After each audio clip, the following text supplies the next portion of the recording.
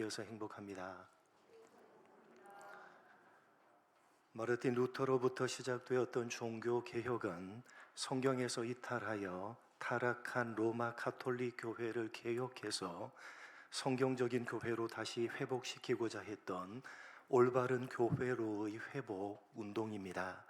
그러한 종교 개혁의 결과로 시작된 개신교회는 성경에 기초한 올바른 교회를 유지하기 위해서 성경에서 가장 중요한 내용들을 뽑아서 체계적으로 정리를 한 많은 교리 문답서를 만들어냈고, 그 가운데 대표적인 4개의 문서들을 표준 문서로 정해서 모든 개신교회 안에서 계속 반복해서 가르치기로 결의를 했습니다. 그러한 개혁교회의 전통을 따라서 우리는 개신교회의 대표적인 문서들 가운데 하나인 하이델베르크 교리 문답서를 차례대로 살펴보고 있는 것입니다. 오늘 함께 살펴볼 내용은 62번 문항입니다. 제가 묻고 여러분이 답을 하시겠습니다. 제가 묻습니다. 우리의 선행은 왜 하나님 앞에서 의가 될 수 없으며 의의 한 부분이라도 될 수 없습니까?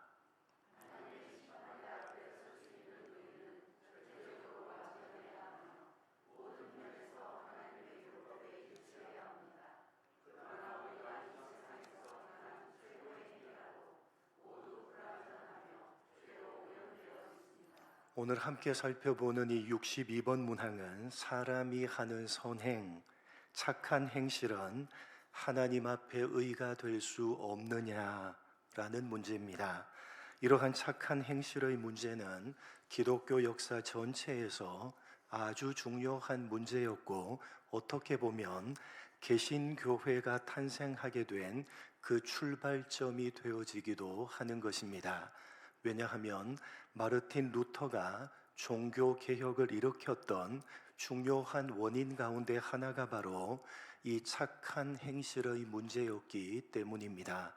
루터는 로마 가톨릭의 성직자로 믿음 플러스 선행으로 구원을 받는다는 가톨릭의 가르침을 따라서 수도원으로 들어가서 극단적인 금식과 고행을 실제로 실천했던 사람입니다. 밥 먹듯이 금식을 하면서 또한 하루 종일 무릎으로 다니는 고행을 하면서 자기 안에 있는 죄악된 정욕을 죽이려고 노력을 했고, 착한 행실을 통해서 하나님께서 원하시는 의의 기준을 충족시켜 보려고 했습니다. 그러나 도저히 불가능하다는 사실을 뼈저리게 경험을 하고 절망하다가 성경을 통해서 하나님께서 오직 은혜로 오직 믿음으로 말미암아 의롭게 하신다는 소위 이신칭의의 교리를 깨닫고, 그것을 바탕으로 가톨릭 교회를 바로잡고자 종교 개혁을 일으켰던 것입니다. 그렇게 개신교회를 탄생시키는 그 근본적인 계기가 되었을 정도로 오늘 이 62번 문항이 다루고 있는 이 착한 행실의 문제는 기독교 신앙에 있어서 대단히 중요한 문제입니다. 뿐만 아니라 종교개혁 이후에 개신교회 안에서 일어난 로마 가톨릭의 구원 교리를 따르는 알미니안주의가 오늘날 조국교회 안에도 득세를 하고 있다는 점에서도 이 착한 행실의 문제는 대단히 중요한 문제인 것입니다. 오직 은혜로, 오직 믿음으로 구원을 받는다고 고백을 하면서도 많은 경우에 우리는 우리가 행하는 착한 행실을 가지고 구원의 여부를 판단하려고 하는 경향을 가지고 있는 것이 사실입니다. 그렇기 때문에 우리는 오늘 62번 문항을 통해서 기독교 신앙에 있어서 이 착한 행실에 대한 문제를 분명하게 정리할 필요가 있는 것입니다. 먼저 우리는 하나님께서 우리에게 요구하시는 의가 어떤 수준의 것인지를 알아야만 합니다. 하나님께서 우리 모두에게 요구하시는 의의 수준은 어떤 것이냐? 마태복음 5장 48절 함께 읽겠습니다. 시작.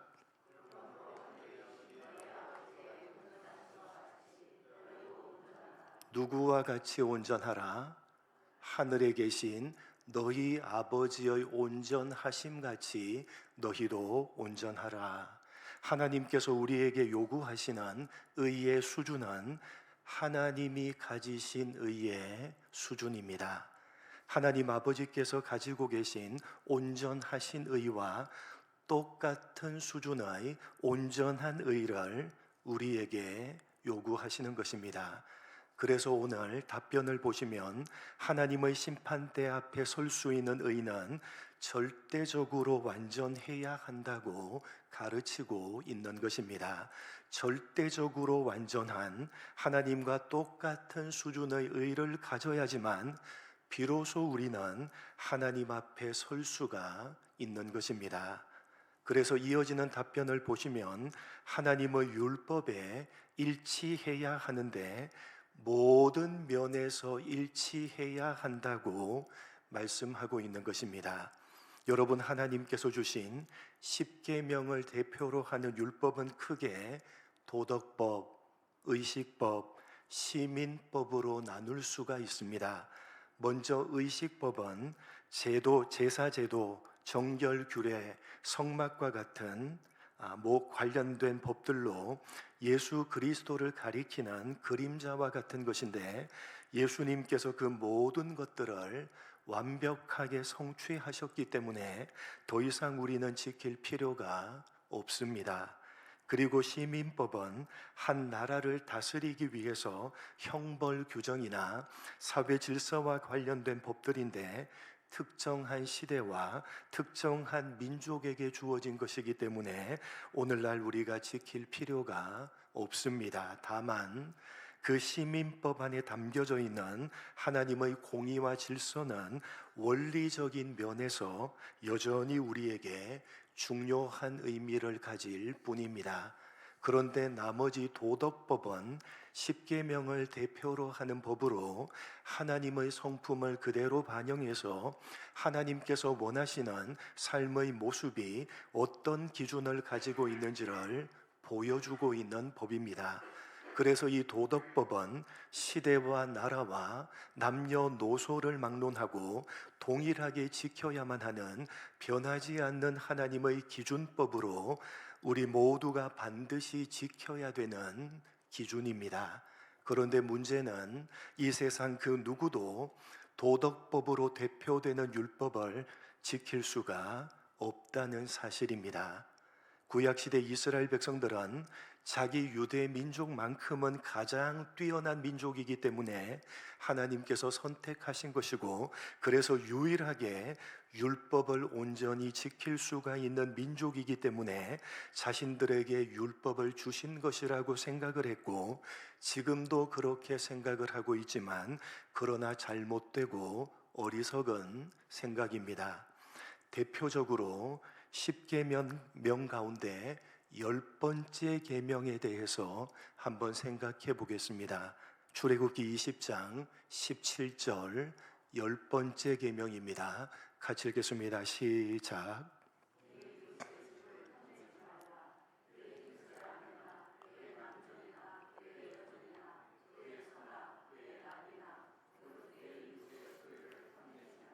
열 번째 계명은 탐내지 말라라는 명령으로 우리가 온전하게 지킬 수가 없는 계명입니다. 물론 첫 번째부터 아홉 번째까지의 계명들도 우리가 온전히 지키는 것이 불가능합니다. 왜냐하면 그 하나하나의 계명이 담고 있는 수준이 누구 수준? 하나님의 수준이기 때문입니다. 그런데 왜 열 번째 계명을 예로 드는 것이냐?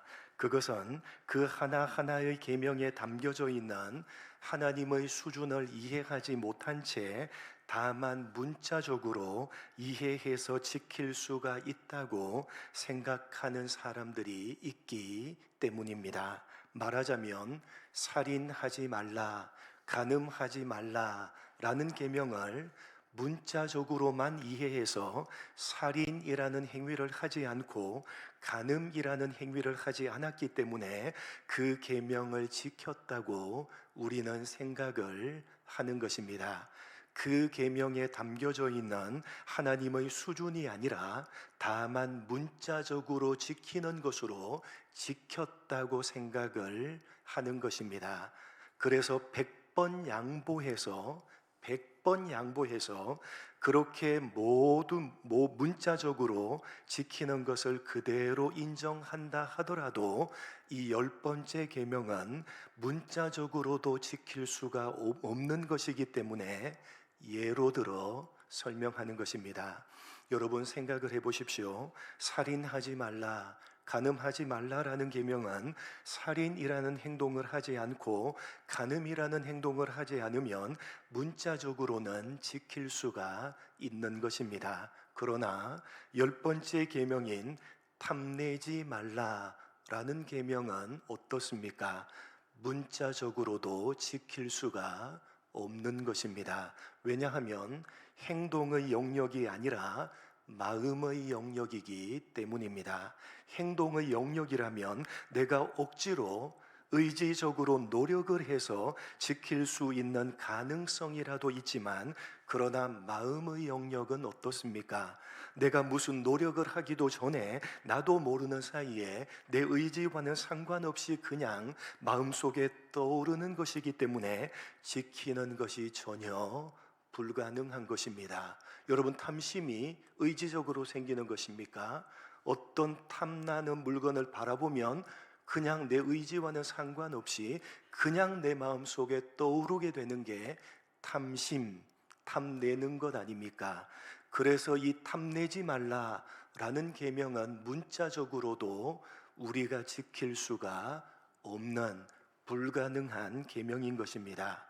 그렇기 때문에 이 10번째 계명이야말로 10계명으로 대표되는 도덕법 전체가 가지고 있는 그 수준이 어떤 것인지를 잘 보여주고 있는 것입니다.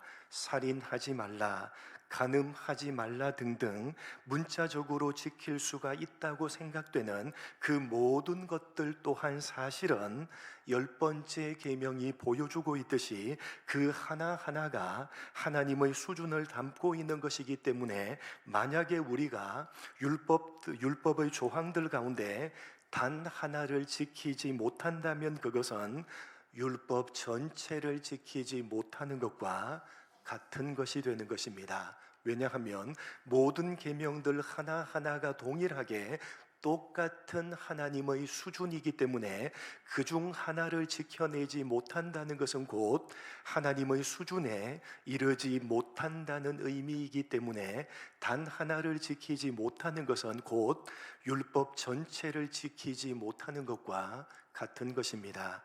여러분, 우리가 하나님의 수준에서 명령되어진 율법을 지키지 못하는 이유는 무엇 때문입니까? 그것은 우리 모두가 단 한 사람도 예외가 없이 죄인이기 때문입니다.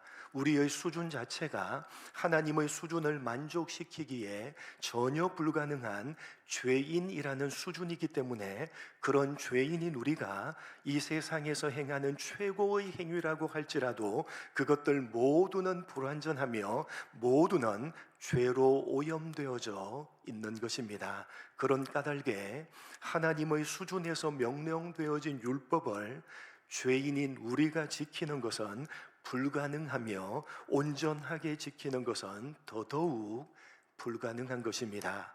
그래서 오늘 62번 문항은 우리가 행하는 그 어떤 착한 행실이라도 하나님 앞에서는 의가 될 수 없으며 의의 한 부분도 될 수가 없다고 가르치고 있는 것입니다.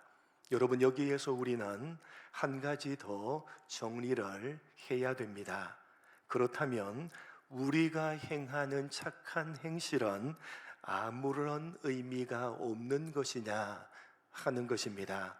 아무런 의미가 없는 것이기 때문에 착한 행실을 할 필요가 없느냐? 그렇지 않다면 우리가 행하는 착한 행실은 도대체 어떤 의미가 있느냐 하는 것입니다. 여러분, 다시 한번 말씀드리지만 우리의 착한 행실은 하나님의 기준 앞에서는 아무런 의미가 없고 아무런 가치가 없는 것입니다. 우리가 행하는 최고의 선한 행실이라 할지라도 온전하신 하나님의 기준 앞에서는 무가치하고 무의미한 것입니다. 쓸모가 없는 것입니다. 그러한 사실을 구약의 이사야 선지자는 이렇게 고백을 했습니다. 이사야 6장 5절입니다. 같이 읽겠습니다. 시작.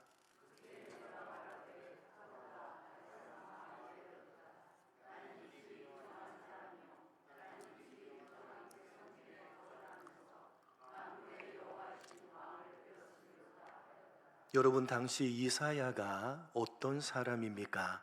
당시 이사야는 거룩한 선지자로 하나님이 주시는 말씀을 백성들에게 전해 주었던 사람입니다. 그래서 선지자는 다른 백성들보다 거룩하고 의로운 사람이어야 하며 동시에 그에게 있어서 가장 거룩하고 의로운 신체 기관을 꼽으라고 한다면 그것은 바로 하나님의 말씀을 전달하는 입술일 것입니다. 그런데 이사야는 보좌의 좌정에 계시는 하나님을 대면해서 만나자 이렇게 고백을 하는 것입니다. 화로다 나여 망하게 되었도다. 백성들 가운데 가장 거룩하고 가장 의로운 선지자임에도 불구하고 하나님 앞에서는 망하고 쓸모가 없는 존재라고 고백을 하는 것입니다. 심지어는 가장 거룩하고 의로운 그의 입술마저도 하나님 앞에서는 더럽고 쓸모가 없는 것이 될 수밖에 없다는 것입니다. 여러분, 그래서 오늘 본문으로 읽은 이사야 64장 6절에서는 이렇게 말씀하고 있습니다. 오늘 본문을 쉬운 성경으로 한번 읽어보겠습니다. 같이 읽겠습니다. 시작. 우리의 모든 의로운 행동도 더러운 옷과 같고 죽은 잎사귀 같습니다. 우리의 모든 의로운 행동도 더러운 옷과 같고 죽은 잎사귀 같습니다. 누구 앞에서? 하나님 앞에서 그렇다는 것입니다. 여러분, 이사야가 고백하고 있듯이 우리의 모든 의로운 행동, 우리의 최고의 착한 행실이라 할지라도 하나님 앞에서 그 모든 것들은 한낱 더러운 옷에 불과하며 죽은 잎사귀에 불과한 것입니다. 아무런 의미가 없고 아무런 가치가 없는 것입니다. 그렇다면 아무런 의미가 없고 가치가 없는 것이기 때문에 착한 행실을 우리가 할 필요가 없는 것이냐? 그렇지 않다면 우리가 행하는 착한 행실은 도대체 어떤 의미, 어떤 가치를 가지고 있는 것이냐? 이해를 돕기 위해서 빌립보서 1장을 보도록 하겠습니다. 빌립보서 1장 3절로 6절. 우리가 행하는 착한 행실은 그렇다면 도대체 어떤 의미가 있고 어떤 가치가 있느냐? 이해를 돕기 위해서 빌립보서 1장 3절로 6절 한 절씩 교독합니다. 내가 너희를 생각할 때마다 나의 하나님께 감사하며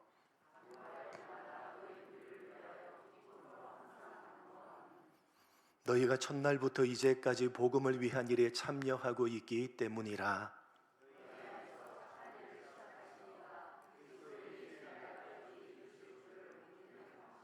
여러분, 이 6절 말씀을 주목하셔야 됩니다. 너희 안에 착한 일을 시작하신 이가 그리스도 예수의 날까지 이루실 줄을 확신한다는 것입니다. 여러분, 빌립보 교회는 우리가 주일 사도행전 강해를 통해서 확인했듯이 사도 바울이 2차 선교 여행을 하면서 개척 설립했던 교회였습니다. 원래 계획은 소아시아 지역에서 선교 활동을 펼치는 것이었는데 성령께서 막으시고 환상까지 보여주시면서 마케도니아로 가라고 하십니다. 그래서 바울은 지금의 튀르키예 소아시아 지역에서 바다를 건너서 지금의 그리스 북쪽인 마케도니아 지역으로 갔는데 그때 제일 첫 번째로 도착했던 곳이 바로 빌립보였습니다. 그곳에서 리디아 지방에서 온 옥감 장수였던 루디아 덱을 만나서 복음을 전하고 그 집에서 빌립보 교회를 설립했는데 그것이 유럽 최초의 교회입니다. 그 빌립보 교회는 설립된 이후로부터 계속해서 선교 사역에 협력을 했기 때문에 바울은 편지를 보내면서 그 서두에 감사를 표시하면서 이렇게 말씀합니다. 너희 안에 착한 일을 시작하시니가 예수의 날까지 이루실 줄을 확신한다.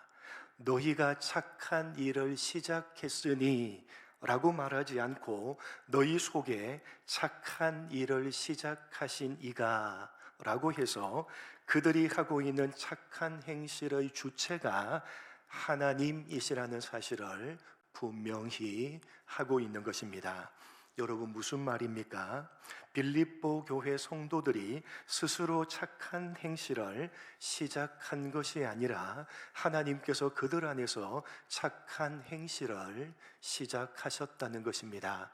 그러니까 선한 행실은 그들 스스로가 만들어낸 결과가 아니라 사실은 하나님께서 만들어내신 결과요, 열매인 것입니다.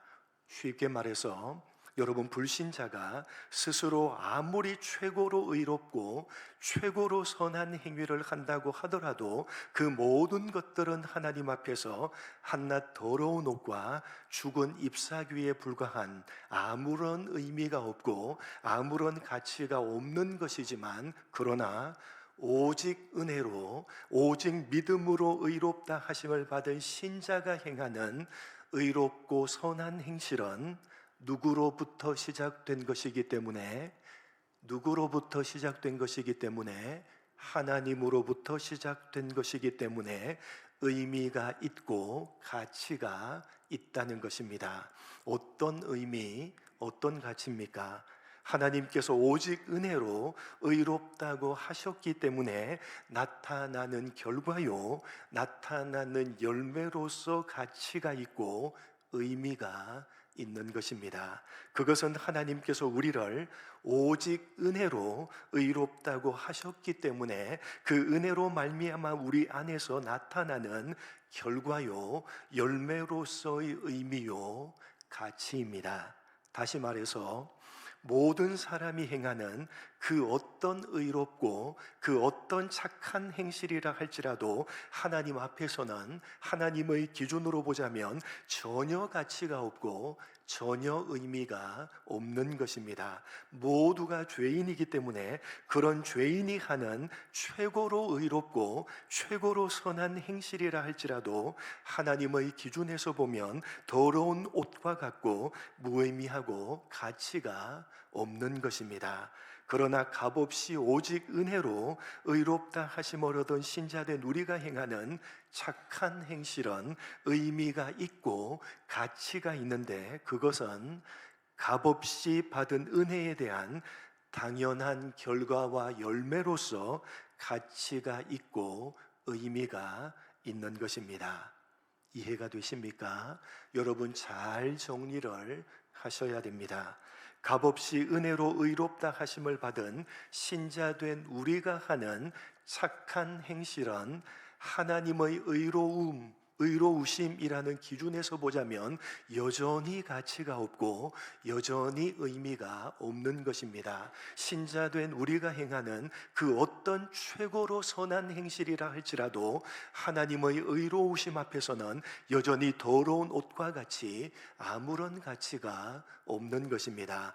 그러나 신자된 우리는 이미 하나님께서 값없이 은혜로 의롭다고 하신 사람들이기 때문에 그런 은혜를 입은 사람으로서 마땅히 선한 행실을 베풀어 주신 은혜에 대한 결과와 열매로 나타내야 되는 것입니다. 그러니까 불신자든 신자든 사람이 행하는 모든 선한 행실은 하나님의 기준에서 의롭다고 인정받기에는 아무짝에도 쓸모가 없는 것입니다. 의롭다 하심을 받기 위해서는 그런 기준에서는, 그런 하나님의 기준에서 보자면 신자든 불신자든 행하는 모든 선한 행실은 아무짝에도 쓸모가 없는 것입니다. 하나님의 기준에서 의롭다고 인정받는 것에는 아무 가치가 없고 아무 의미가 없는 것입니다. 그러나 신자된 우리는 이미 값없이 은혜로 의롭다 하심을 받은 사람들이기 때문에 받은 바 그 은혜에 합당한 결과와 합당한 열매로서 선한 행실을 해야 되는 것입니다. 그것이 신자된 우리의 선한 행실이 가지는 의미요 가치인 것입니다.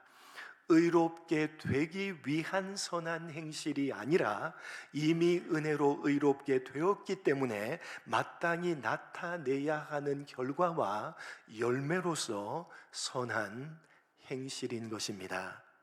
여러분, 기독교 신앙에 있어서 착한 행실은 대단히 중요한 것입니다. 그러나 사람이 만들어낸 일반 종교에서 강조하는 것과는 그 차원이 다른 것이라는 사실을 기억하시고 명심하시기 바랍니다.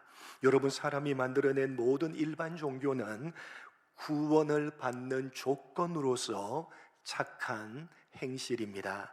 성경에서 이탈해버린 가톨릭도 마찬가지이고 개신교회 안에서 일어났고 지금도 개신교회 안에 여전히 영향력을 미치고 있는 알미니안주의도 마찬가지입니다. 그러나 여러분, 기독교는 그 차원이 다른 것입니다.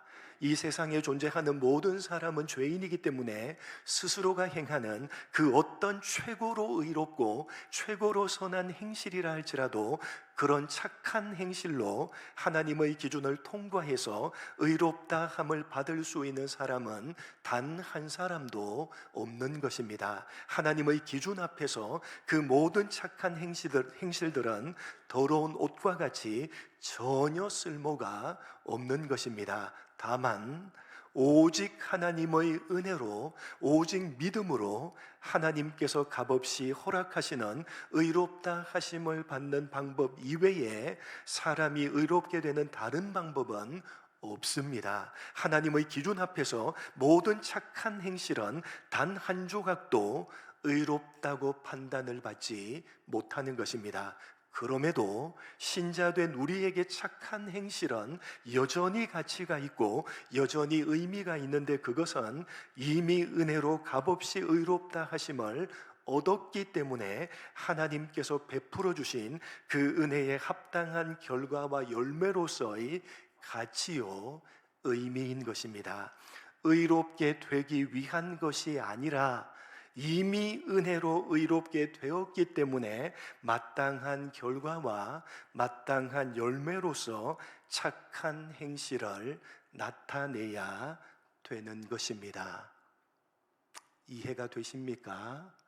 다 이해가 되는데 왜 이렇게 강조를 하느냐? 여러분, 우리는 다 이해를 된다고 하면서 막상 신앙생활하는 모습을 보면 전혀 그렇지 않은 모습들이 많이 나타나기 때문입니다.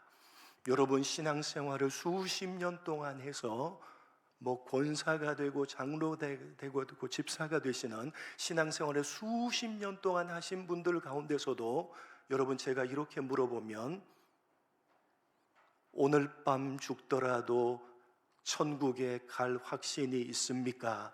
라고 물으면요, 많은 분들이 어떻게 답을 하시는 줄 아십니까? 수십 년 동안 신앙생활을 하신 분들입니다. 어떻게 대답하시는, 많은 분들이 어떻게 대답하는 줄 아십니까? 지금 내 모습을 보니까 이건 내가 너무 신앙생활 게을리하고 지금 이 모습으로는 자신이 없습니다. 이런 식으로 답을 하시는 분이 많으십니다. 여러분은 아니라고요. 여러분이 신앙생활하는 모습을 가만히 생각해 보십시오. 여러분이 신앙생활을 하면서 여러분 가운데 어떤 선한 행실이다 라고 할 만한 것들이 나타나지 않으면 여러분 무엇을 자꾸 의심하십니까? 무엇을 의심하죠? 그것과 무엇을 연결시키는 겁니까? 내가 구원받은 여부를 자꾸 연결시키는 겁니다. 그렇지 않습니까? 여러분, 자꾸 우리가 받은 구원을 무엇과 연결시켜서 생각을 하는 경향이 우리 속에 있느냐?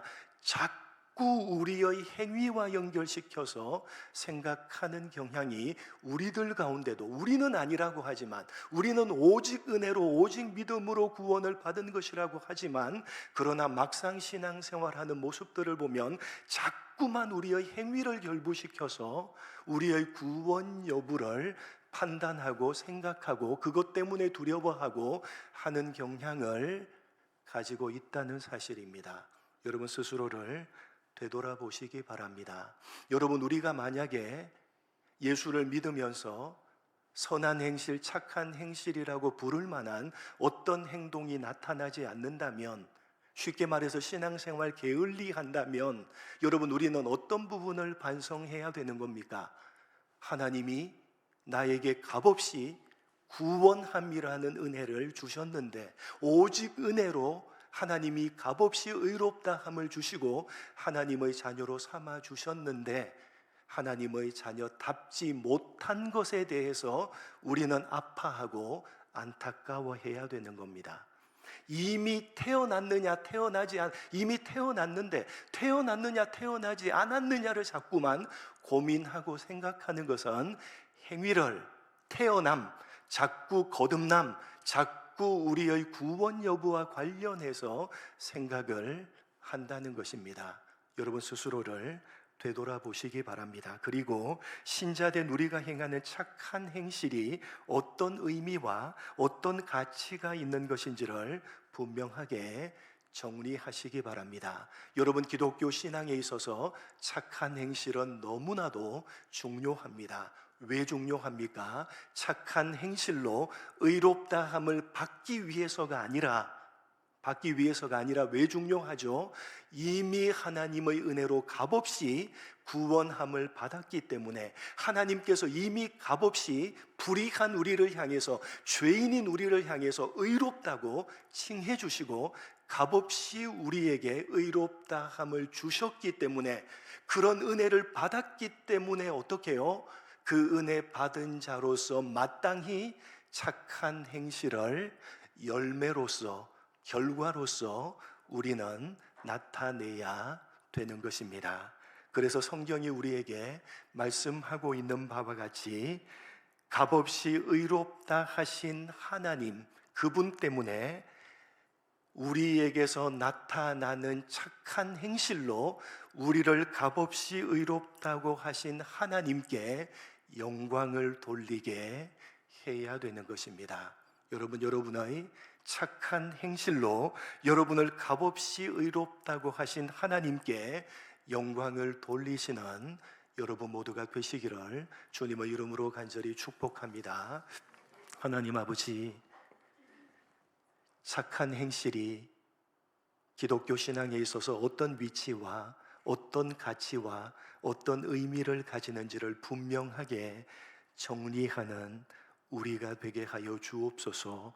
우리는 우리가 하는 그 어떤 행실로, 어떤 착한 행위로 단 한 조각도 하나님 앞에 의롭다 하심을 받을 수가 없다는 사실을 기억하고 또 기억할 수 있도록 인도하여 주옵소서. 오직 은혜로 값없이 의롭다 하심을 받은 사람임을 기억하며 명심하며, 그렇게 값없이 은혜로 의롭다 하심을 받았기에 이제 마땅히 하나님이 베풀어 주신 그 은혜에 대한 합당한 반응, 합당한 모습을 착한 행실로 가져야 됨이 마땅하다는 사실을 기억하며, 우리를 값없이 의롭다고 하신 하나님께 우리의 착한 행실로 영광을 돌리는 우리 모두가 될 수 있도록 은혜 베풀어 주옵소서. 감사하오며 예수님의 이름으로 기도드립니다.